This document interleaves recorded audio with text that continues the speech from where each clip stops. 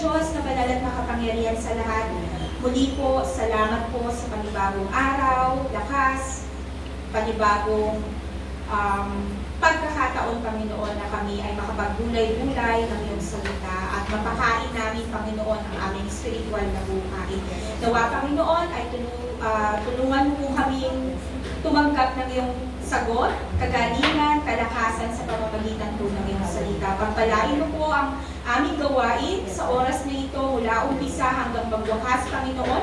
Ikaw po nawa ang mabigyan ng parangal at maitaas at masamba. Salamat po, Panginoon, sa oras na ito.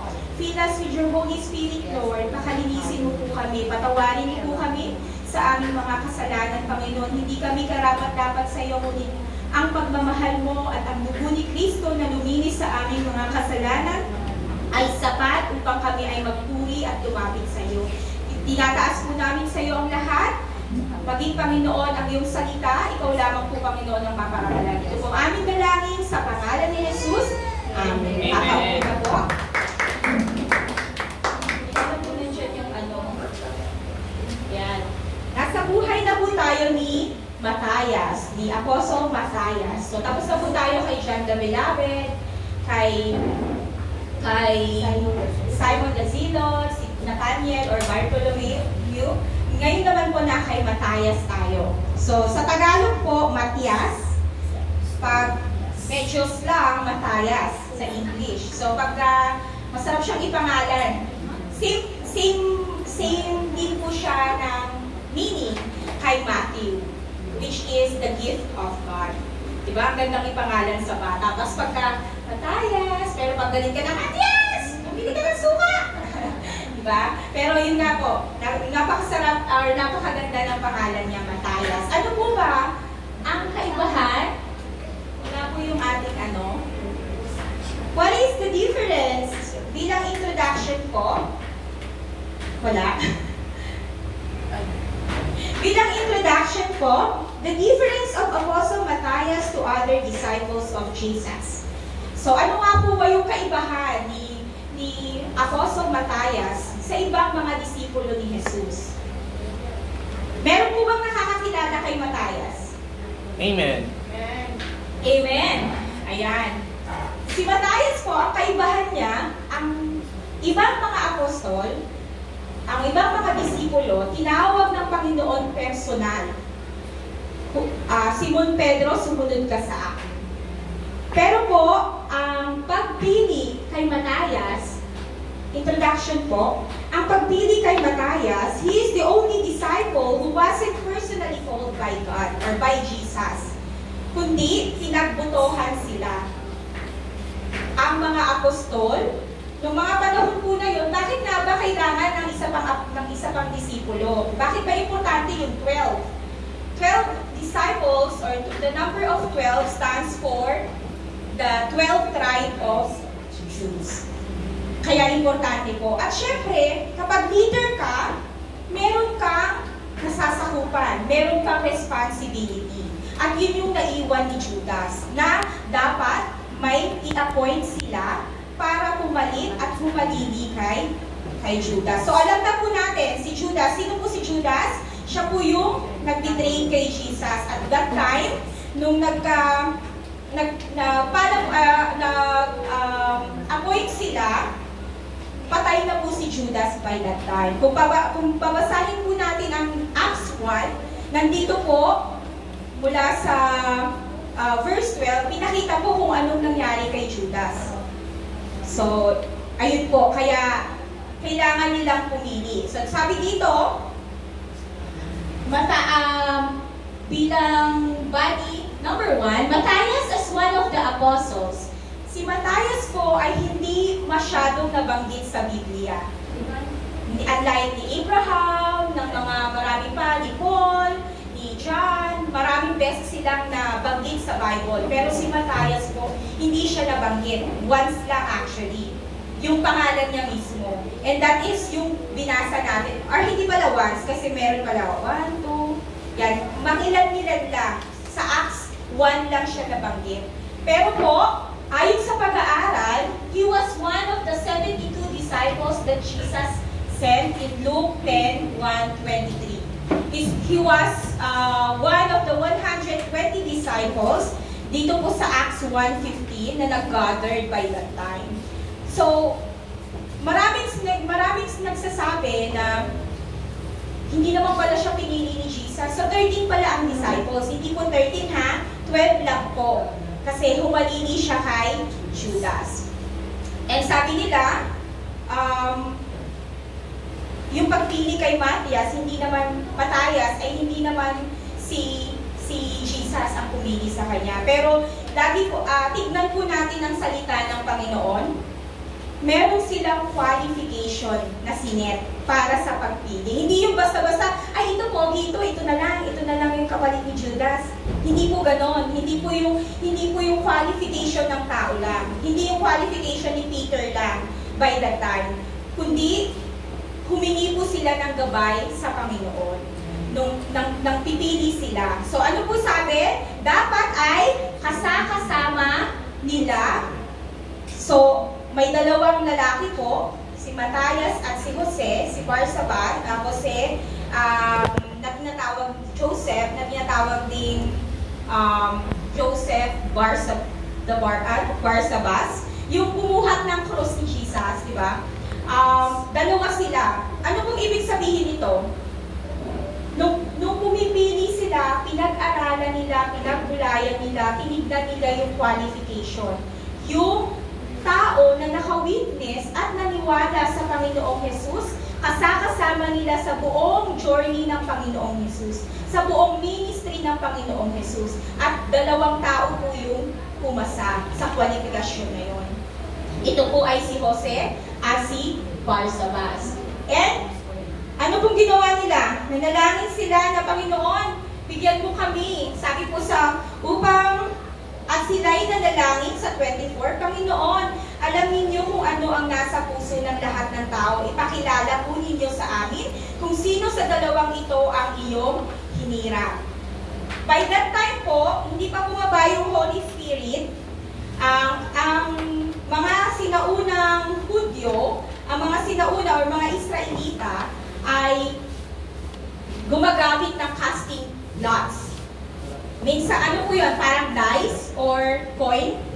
Kung, halimbawa, sino ba yung sasagutin ko? Si manliligaw A or manliligaw B? Sige, ito yung head and tail. Ganon. Tapos, para po walang bias. Yun yung ginagawa, hindi bias. Yun yung ginagawa nila para pumili.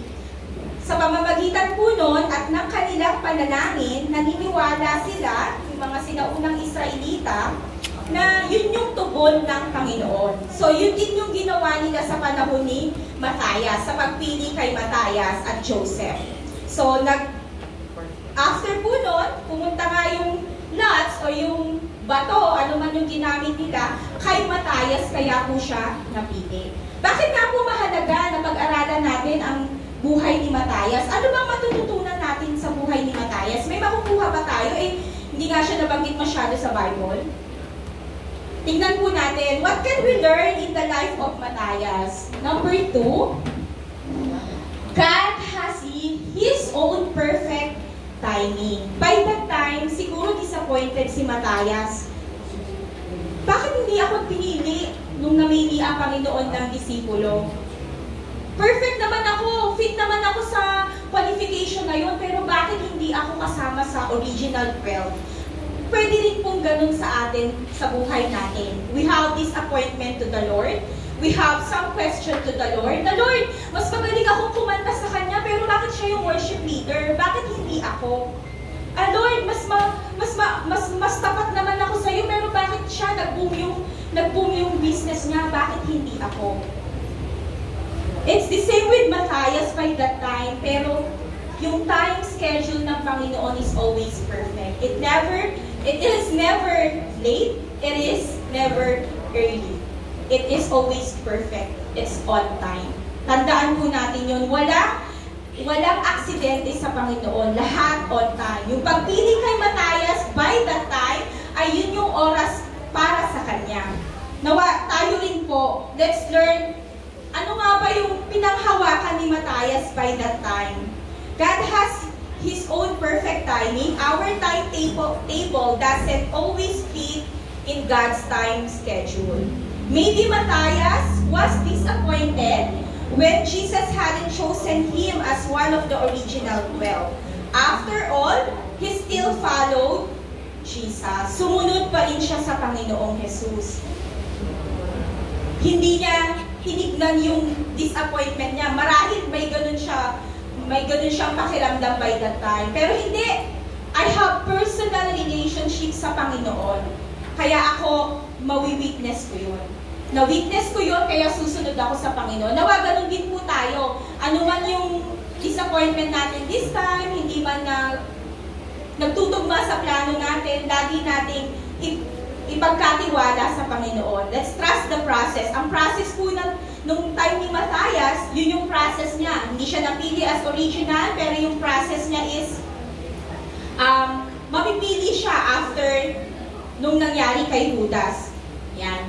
And then, pangalawa po, what can we learn from Matthias' life? Labels aren't everything. Sister Risa, sa Dinas na may label eh. Tapos aren't everything. I'm not saying label is not important. Labels aren't everything. The title, katulad ng mensahe ni Pastor Noah before, masyado kang entitled, di ba? Kapag ikaw ay ama, ikaw din ay isang doktor, ipapakilala mo ba sa anak mo na, call me doctor ha, Dr. Matthias? Hindi naman, di ba? Papa, daddy, ang ipapatawag mo sa'yo. Hindi, I'm not saying na hindi importante ang label. It is important, but it is not everything. For the life of Matthias, hindi siya tumuon na hindi siya original na disipulo. Kundi tumuon siya na siya ay tinawag ng Panginoon. Siya ay pinili ng Panginoon para iligtas. So, he had personal encounter to the Lord, intimate relationship with the Lord. And that's what matters the most for Matthias. Not the title or label of being the original, but he devoted his life for the gospel and for Jesus wholeheartedly. So, yun yung pinanghawakan ni Matthias. Tayo rin po, panghawakan natin na tayo ay tinawag. Hindi ka man pastor, hindi ka man church leaders, pero maaari kang gamitin ng Panginoon. Mightily. So, bilang conclusion po, in Corinthians 15:58, therefore, my dear brothers and sisters, stand firm, let nothing move you, always give yourselves fully to the work of the Lord, because you know that your labor in the Lord is not in vain. Ang lahat po ng ginagawa natin, kung para sa Panginoon yan, it seems nothing happened, pero sa Panginoon po, bilang na bilang niya yan. Lahat ay alam ng Panginoon. Lahat yan noted sa Panginoon. So, in Hebrews 6:10, God is not unjust. He will not forget your work and the love you have shown Him as you have helped His people and continue to help them. So, batid po lahat ng Panginoon. So, God has never overlooked you and He will never do. Kailanman hindi ka kakaligtaan ng Panginoon, hindi ka kakalimutan ng Panginoon. Kung sa buhay ni Matthias, akala niya nakaligtaan siya ng Panginoon kasi hindi siya pinili, pero sumunod pa rin siya sa Panginoon kasi nakita niya yung calling niya. Nakita niya how Jesus is great. Nakita niya and dinivote niya yung buhay niya para kay Jesus. God's timing is always perfect and He is just preparing you for that. Kung hindi man ito yung panahon, maaaring piniprepare na ng Panginoon yung para sa atin. Amen po ba? Amen. God is good. And the assurance that God is with us is the most precious gift we have enjoyed in suffering and in our lives. The assurance that God is with you is the greatest gift. No matter what happened, ano man yung kaharapin natin, ang Panginoon ay nasa atin. Amen. Tulad po ng mga apostol, katulad ni Matthias, may mga pag-aaral or paniniwala na siya ay namatay, na pinugutan ng ulo or pinako din sa krus. but they still stake their lives for the gospel. Nawa, ganun din po tayo. Kilatisin po natin ang sarili natin, ang puso natin. Lord, up until when? Hanggang saan ako aabot? Para sa pananampalataya ko sa iyo. I encourage you, my brothers and sisters, nawa lahat po tayo, huwag magmadali. Do not be in a hurry. And trust the process. Ang process po ng Panginoon is this time. Lahat po tayo dumadaan sa iba't ibang proseso. At lahat po tayo nawa magkikita sa finals. Amen po ba? Amen. Excited po ba kayo sa finals? Amen. Amen. Nawa po, katulad ni Matthias, hindi siya nagpatali sa hindi naman ako nakikita ng Panginoon, hindi. Kasi nagkaroon siya ng personal encounter sa Panginoon. Let's have that intimate relationship. If nawala yan, let's restore the intimate relationship natin sa Panginoon. And let us focus to the Lord. Tayo pong lahat ay manalangin. Dakilang Diyos na banal at makapangyarihan sa lahat, salamat po Panginoon. Because labels aren't everything. Hindi man po kami matalinong tao, hindi man po kami professional, Panginoon, salamat po dahil inibig mo kami. Katulad po ni Matthias na ginamit mo, Panginoon, salamat po dahil tunay nga na tinawag mo kami sa kabila ng aming kasalanan, Panginoon, salamat po dahil inibig mo kami. Salamat, Panginoon, sa oras na ito. Ihanda mo po ang aming mga puso, ang aming mga isip, ang aming sisidlan, ang aming Espiritu, Panginoon, sa pagsamba namin sa umagang ito. At nawa, tumanggap po kami ng kaslakasan, ng kasagutan sa pamamagitan po ng aming Sunday worship today.